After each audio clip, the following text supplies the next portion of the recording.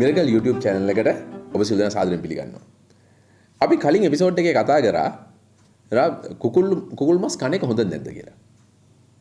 එතකොට එතෙන්දි මම කිව්වා මේ කුකුල් මස් කන එක පිටුපස්සේ ලොකු විද්‍යාවක් තියෙනවා කියලා. අපි අද කතා කරමු මේ විද්‍යාව ගැන.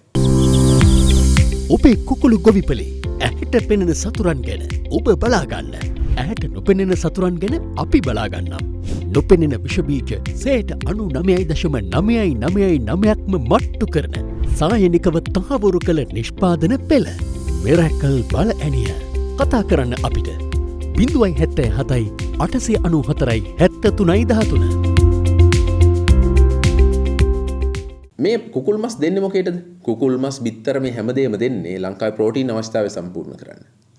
මේ ලංකාවේ ප්‍රෝටීන් අවශ්‍යතාවය සම්පූර්ණ කරන්න සාමාන්‍යයෙන් දැනට ලංකාවේ මාසෙකට කුකුල්ලු ලක්ෂ 5ට වඩා හදන්න පුළුවන්. ප්‍රධාන ගණයේ ෆාම් 14ක් හෝ 15ක් තියෙනවා. මම කියන්නේ මේ එක තැනක තියෙන ඒවා නෙමෙයි සමාගම් වශයෙන්. ඊට පස්සේ මධ්‍යම පරිමාණ. ඒ කියලා කියන්නේ ලක්ෂ 5ත් ලක්ෂයත් අතර වගේ ඉතා විශාල ප්‍රමාණයක් ඉන්නවා. එතනින් එහාට ගියහම සුළු පරිමාණයෙන් කරන අතිවිශාල සංඛ්‍යාවක් ඉන්නවා. එහෙම කරලා අපිට ලංකාවේ ප්‍රෝටීන අවශ්‍යතාවය සම්පූර්ණ කරන්න මේ අවශ්‍යතාවය සම්පූර්ණ කරන්න පුළුවන් තරමට ඇවිල්ලා නැහැ. තව ලොකු ඔපචුනිටි එකක් තියෙනවා අලුතෙන් කෙනෙක් ආවොත් මේ ෆීල්ඩ් එක ඇතුලේ වැඩ කරන්න. ඒ වගේම ලංකාවේ ඇතුලේ දැන්ටත් සමාගම් තියෙනවා පිට රටට අපනයනය කරන. ඉස්සර අපි කතා කරා වගේ තේපොල් රබර් නෙමෙයි දැන් කුකුල් මස් සහ ඒ ආශ්‍රිත ප්‍රොඩක්ට් අපනයනය කරන සමාගම් ලංකාව ඇතුළේ තියෙනවා. එතකොට මේ වීඩියෝ එක මේ තාක්ෂණය ගැන කතා කරන වීඩියෝ එක සාමාන්‍ය දැනීම සඳහා අපේ කලින් වීඩියෝ එක බලලා ආපු අයටත් ඒ වගේම ඉස්සරහට මේ ෆීල්ඩ් එකට එන්න වෙන්න මේ කර්මාන්තයට එකතු වෙන්න මේකෙන් ලාභයක් ලබන්න කැමති අයටත් දෙගොල්ලන්ටම නමුත් මෙතනින් ඉස්සරහට කරන වීඩියෝ සියල්ලම මේක ගැන ඉගෙන ගන්න ආසාවක් තියෙන උණක් තියෙන මේ වැඩේ කරන්න ඕන කියලා හිතන් ඉන්න අයට තමයි මෙතනින් ඉස්සරහට යන වීඩියෝ සියල්ලම තියෙන්නේ. හොඳයි. අපි කතා කරමු මේ කුකුල් පාලනේ නැත්තම් බ්‍රොයිලර් සත්තුන්ගේ පිටිපස් තියෙන විද්‍යාව ගැන. මතක තියාගන්න අපිට ලංකාවේ දැනට ප්‍රධාන කුකුල් විශේෂ දෙකක් ඉන්නවා. අපි ඒකට ස්ට්‍රේන්ස් කියලා කියනවා. අපි බ්‍රීඩ් එකක් කියන්නේ ස්ට්‍රේන් එකක් කියනවා. එතකොට එකක් තමයි ඔය රොස් 300ට එහෙම නැත්නම් රොස් 308 කියන එක. අනිත් පැත්තෙන් කොප් 500 එහෙම නැත්නම් කොප් 500 කියන එක. මේ දෙකේම හොඳ සහ නරක තියෙනවා. අපි මේ ගැන ඉස්සරහ වීඩියෝ එකදී කතා කරමු. මේ රොස් 300ට හරියන්නේ මොන වෙලාවටද? කොප් 500 හරියන්නේ මොන වෙලාවටද? එතකොට මේක අපේ පාලනයට කොහොමද ගන්නෙ?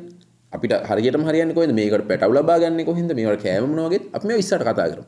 අද මම කතා කරන්න බලාපොරොත්තු වෙන්නේ මූලිකවම අපිට තියෙන්න ඕන දේ හවුසින් එක. මේ හවුසින් එක කියලා කියන්නේ සත්තුන්ව කොහෙද අපි තියන්නේ? විශාල පරිමාණයෙන් පටන් ගන්න නැතුව මම පොඩි පරිමාණයෙන් පටන් ගන්නවා. අපි කියනවා බිම් කොටු කියලා. සාමාන්‍යයෙන් දෙපළ ගහලා වටේට කුකුල් දැල් ගහලා අපි අර දැකලා තියෙන සාම්ප්‍රදායික කුකුල් කොටුවට තමයි බිම් කොටුවක් කියලා කියන්නේ. ඒකට අපි සරලව කියන ඕපන් හවුසස් කියලා. ඒතර මේ වගේ පොළොව කොන්ක්‍රීට් කරපු ඒවා තියෙනවා. මේ කොන්ක්‍රීට් කරන එකෙන් බලාපොරොත්තු වෙනවා මේක නිසියාකාරව පිරිසුදු කිරීමේ හැකියාවක් තියෙන්න ඕනේ කියලා. මේක රෝග ඇති වෙනවෙන්න මේක කරන්නේ. ඒ වගේම තමයි මෙතන ඉඳන් ඉස්සරහට ගියේ කොහොමද? මොකද බිම් කොටුවක් ඕන කෙනෙක්ට ගහන්න පුළුවන්. හැබැයි මෙතන ඉස්සරහට ගියේ කොහොමද කියලා අපි කතා කරනවා. මේකෙන් පස්සේ මේ ඕපන් හවුස් නැත්නම් දෙපැත්තෙන් විවෘත කරපු හවුස් එකෙන් පස්සේ මිනිස්සුන්ට ඕනේ වුණා මේක ඇතුලේ තියෙන තත්ත්ව වෙනස් කරන්න. අපි කියන ඔප්ටිමම් කන්ඩිෂන් එක දෙන්න. මේ හරියටම සතාව හැදෙන්න ඕන කන්ඩිෂන් එක දෙන්න. මේ කන්ඩිෂන් අපිට දීලා තියෙනවා නෝ ඔය රොස් 308 හදපු ඇවිජන් කියන කම්පැනියත් මේ කොබ් කියන කම්පැනිත් දීලා තියෙනවා මේ සතාව හදනවා නම් මෙන්න මේ වගේ උෂ්ණත්වයක් තියෙන්න ඕන. මේ වගේ හුලම් පාරක් තියෙන්න ඕන. මේ වගේ එලියක් තියෙන්න ඕන කියලා. දැන් මේ ටික වෙනස් කරන්න අපි හැදුවා ක්ලෝස්ඩ් හවුස් කියලා જાතියක්. ක්ලෝස්ඩ් හවුස් කියලා කියන්නේ අපි මේක ඇතුලේ උෂ්ණත්වය යාමනය කරන උෂ්ණත්වය පාලනය කරනවා. සිවිලීම් ගහලා ඊට පස්සේ ෆෑන් දාලා ඒ ෆෑන් වලින් තියෙන හුලං ඇදලා එළියට දානවා. ඒ වගේම තමයි අපි අර කලින් එපිසෝඩ් එකේ කතා කරපු AC කාමරය කියන එකනේ උතනේ. දෙපැත්තේ ගහලා තියෙන කූලින් පෑඩ් කියලා જાතියක්. අපි ඒවට කියන ඉවැපොරේටිව් කූලින් පෑඩ්ස් කියලා. මේ වගේ එක වර්ග තියෙනවා. මෙන්න මේවට වතුර දාලා ඉවරලා ඒ වතුර වාෂ්ප වීමෙන් උෂ්ණත්වය අඩු කරලා ඒ උෂ්ණත්වය අඩු කිරීම හරහා සිසිලනයක් ලබා දෙනවා. ඒ වගේම මේක ඇතුළට සත්තු දැම්මහම සත්තුන්ව රත් කරන්න මේකේ තියෙනවා බ්‍රූඩර් කියලා જાතියක්. ඒතර ගෑස් බ්‍රූඩර්ස් තියෙනවා, ඉලෙක්ට්‍රික් බ්‍රූඩර්ස් තියෙනවා. ඒ වගේ වර්ග කීපයක් තියෙනවා. මම මේ වචන ටිකක් විතරක් මෙතන කියාගෙන යනවා කියලා ඔයාලට හිතේ. මේ වචන ටිකක් කියන්නේ මේක ගැන ඉගෙන ගන්න ආස කෙනෙක්ට මගේ පළවෙනි වීඩියෝ එකෙන්ම මම මෙතන මිරකල් එකේ කරන පළවෙනි වීඩියෝ එකෙන්ම ඕගොල්ලන්ට සර්ච් කරලා ඕගොල්ලෝ අතේ තියෙන ෆෝන් එකෙන් මේ කියන වචන සර්ච් කරන්න. සර්ච් කරලා බලන්න මේ කියන්නේ මොකද්ද කියලා. ඉස්සරහට මම කියලා දෙනවා. නමුත් දැනට සර්ච් කරලා බලන්න. එතකොට බ්‍රූඩර්ස් ගහනවා. ඊට පස්සේ සත්තුන්ට කෑම දෙනකොට දැන් මේ හවුස් එක ගහලා නිකන් තියන්නේ නැහැ. මේක ඉංග ඇතුලේ සත්තුන්ට කෑම දෙන්න ඕනේ. කෑම දෙනකොට ඉස්සර වගේ බකට් එකකට කෑම අරගෙන ගිහිල්ලා ඒක සත්තු ගාවින් තියෙන එක කරන්න අමාරුයි. ඒ හින්දා දැන් කරන වැඩේ තමයි එක ලයින් එකක් දිගට ඒ ලයින් එකට සම්බන්ධ කරලා තියෙනවා ෆීඩ් බින්. එහෙම නැත්නම් මේ කෑම වැටෙන දේවල්. මේ ෆීඩ් මේ බටේ ඇතුලේ කෑම අරන් යන්න ස්පයිරල් එකක් තියෙනවා. අපි කියන ඕග එකක් කියලා. මේක වැඩ කරන්න ගත්තාම මේ බකට් වලට කෑම පිරෙනවා. එතකොට මේ බකට් වලට කෑම දාන්න මිනිස්සු ඕනේ නැහැ. ඒ කෑම දාන්න මිනිස්සු ඕනේ නැති වෙන්න කෑම අඩු වෙනකොට මේ කෑම අඩු වුණා කියලා දැනිලා ඒ විදිහට කෑම අවශ්‍ය ආකාරයට පිරෙන්න ඕන කරන සෙන්සර් ලයින් තියෙනවා. මේවා දැන් ඔක්කොම කම්පියුටරයිස් සිස්ටම් ඔටෝමේට් වෙලා තියෙන්නේ. අපි මීට අවුරුදු 50කට කලින් අපේ අත්තා මුත්තා නත්තා පනත්තා කරේ මේ විදිහටම කරගෙන ඉන්නවා කියලා තැන ඉන්නේ නැතුව අපි යන්න ඕන තව පියවරක් ඉස්සරහට යන ලෝකෙ ඉස්සරහට යනවා. අපි එතන හිටියොත් අපි හැලෙනවා. එතකොට මෙන්න මේ වගේ දේවල් වල තියෙනවා. ඊට පස්සේ වතුර බොනකොට බකට් එකකට දාලා සත්තු පොරගන එක නවත්තන්න. ඕකේ තියෙනවා නිපල් ලයින් කියලා જાතියක්. නිපල් ලයින් කියලා කියන්නේ මේකට කොටලයි සත්තු වතුර බොන්නේ. මේ නිපල් ලයින් එකෙන් වතුර බොන එකෙන් තව දෙයක් බලාපොරොත්තු වෙනවා. මේ සතාගේ අපි සාමාන්‍යයෙන් දන්නේ කුකුලගේ බ්‍රෙස්ට් එක. නැත්නම් කුකුලගේ මස් කෑල්ල පිටින් ගන්න කියලා. හැබැයි දැන් එතනින් එහාට ගිහලා කුකුලා කිසිම දෙයක් අහක දාන්න නැත්නකට ඇවිල්ලා තියෙනවා. කුකුලගේ කකුල් වෙනම පාවිච්චි කරනවා. තයි එක කියනවා. වෙනවා ඊට පස්සේ ඩ්‍රම් ස්ටික් කියනවා, ඩ්‍රම්ලට් කියනවා. ඊට පස්සේ ෆීට් එක කකුල වෙනම අපි අපනයනය කරනවා අනිත් රටවල් වලට. ඒ අපනයන කරන සුප්පයක් හදන මේ අග්නිදිගාශය රටවල් වලට සුප්පයක් හදන්න අපි එක්ස්පෝර්ට් කරනවා. ඊට පස්සේ තියෙනවා මේක හැම වෙනම පාවිච්චි කරනවා සත්වාහාර හදන්න. ඊට පස්සේ දැන් උද නිපල් ලයින් එකට එන්නේ කොතනද? නිපල් ලයින් එන්නේ ඔය සතාගේ බෙල්ල. බෙල්ලේ තියෙන මස් ප්‍රමාණය වැඩි කරන්න ඒක එක්සයිස් වෙන්න ඕනේ. ඒක පාවිච්චි වෙන්න ඕනේ. සතා බිමට නැමිලා වතුර ටික ටික බොනකොට ඕක වෙන්නේ නැහැ. ඒතර කටු ටිකක් විතරයි ඉතුරු වෙන්නේ.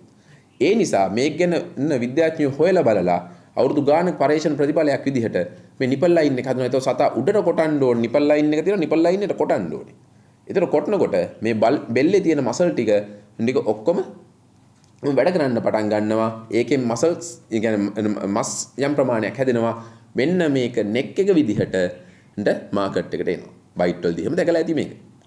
එතකොට මේ සතාගේ තවත් දේවල් තියෙනවා. මේ සතාගේ ඔෆල් මීල් කියලා එකක් යනවා. ෆෙදර් මීල් කියලා. අපි මේවා ඉස්සරහදී කතා කරමු. ඔබේ කුකුළු ගොවිපලේ ඇහැට පෙනෙන සතුරන් ගැන ඔබ බලාගන්න. ඇහැට නොපෙනෙන සතුරන් ගැන අපි බලාගන්නම්. නොපෙනෙන විෂබීජ සේට 99.999%ක්ම මට්ටු කරන සායනිකව තහවුරු කළ නිෂ්පාදන පෙළ මෙරැකල් බල ඇනිය කතා කරන්න අපිට 077 894 7313. කොහොමද මේක මැනේජ්මන්ට් එකක් කරන්නේ? සත්තු දැනට සාමාන්‍යයෙන් අපි ගහන ක්ලෝස්ඩ් හවුස් එකක් ඇතුලේ ඉන්නවා සත්තු 25000 ඉඳලා සත්තු 50000 80000 වෙනකන් ඉන්නවා. මේ පාලනය කරන එක කොහොමද කරන්නේ? මේක ඉස්සර නම් කරද්දී මේකේ තියෙන සිස්ටම් එක මිනිස්සෙක් පාලනය කරන්න අපි සුපර්වයිසර් කෙනෙක් දානවා කියලා කියනවා. ඒක ඉගෙන ගත්ත මිනිස්සෙක් වෙතෙන් දාලා තියෙනවා. මෙයා මේක බලන්න ඕනේ කියලා තියෙනවා. හැබැයි දැන් ලංකාවේ තියෙනවා මේ තාක්ෂණය දියුණු වෙලා මේ ක්ලෝස්ඩ් හවුස් සංස්කෘතියෙන් එහාට ගිහිල්ලා එන්වයරන්මන්ටල් කන්ට්‍රෝල්ඩ් හවුස් කියලා.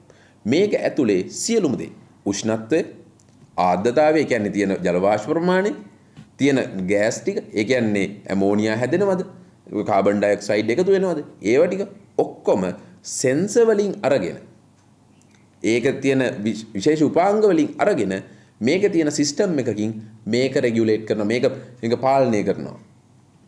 මේක වෙන එකක් තියා ෆාම් එකේ අයිති කෙනෙක්ට එයාගේ ෆාම් එකේ තියෙන නාවල පිටියේ නම් එයාට කොළඹ ඉඳන් ෆාම් එකේ මොකද වෙන්නේ කියලා බලන්න පුළුවන්. මේ හැම දෙයක්ම කන්ට්‍රෝල් කරන එක සිස්ටම් එකක් හදනවා. අපි AI ගැන අද කතා කරනවා. මේ AI තියනවා දැන් මේකට ඇවිල්ලා. මේ පාලනයට ඇවිල්ලා. ලංකාවේ තාම නැති වුණාට ඔය ප්‍රධාන කම්පැනියක් තියෙනවා මේවා හදන බිග් ඩච්මන් කියලා.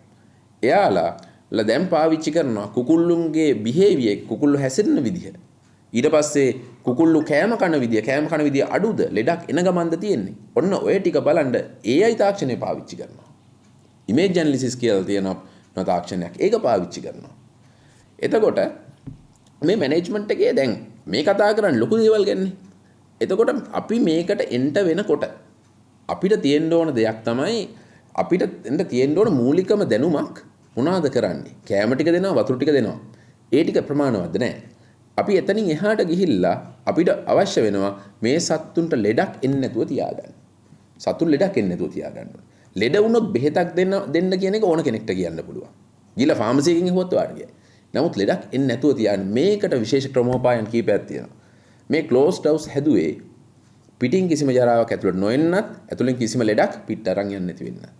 එතකොට ඒක ඒ ක්ලෝස්ඩ් හවුස් එක හැදුවාම ඒකට කරන ක්‍රියා පටිපාටියට අපි කියනවා බයෝසෙකියුරිටි කියලා. මෙන්න මේ ජෛව ආරක්ෂණ නැත්නම් බයෝසෙකියුරිටි කියන පාර්ට් එක පොඩි ස්කේල් එකකින් පටන් ගන්න පුළුවන්. ඔබත් දැන් මේකේ නියත වෙලා ඉන්න කෙනෙක් නම් ඔබ හදලා ඉන්න සත්තු 100 200 අතරට මේක ගේන්න පුළුවන්. සත්තුන්ගේ මරණ සංඛ්‍යාව අඩු කරන්න පුළුවන් වගේම මේකෙන් සත්තු හැදෙන ප්‍රමාණය වැඩි කරන්න පුළුවන්. මොකද ලෙඩ නැත්තම් සත්තු හොඳට හැදෙනවා. අපි මෙන්න මේ බයෝසෙකියුරිටි කියන කතාව අපි කතා කරමු අපේ ඊළඟ එපිසෝඩ් එකේදී.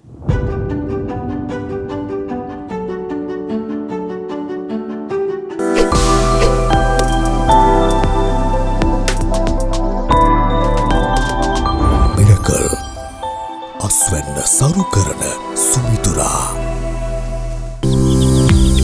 ඔබේ කුකුළු ගොවිපලේ ඇහැට පෙනෙන සතුරන් ගැන ඔබ බලාගන්න. ඇහැට නොපෙනෙන සතුරන් ගැන අපි බලාගන්නම්. නොපෙනෙන විෂබීජ සේට 99.999%ක්ම මට්ටු කරන සායනිකව තහවුරු කළ නිෂ්පාදන පෙළ මිරැකල් බල ඇනිය. කතා කරන්න අපිට 077 894 73 13.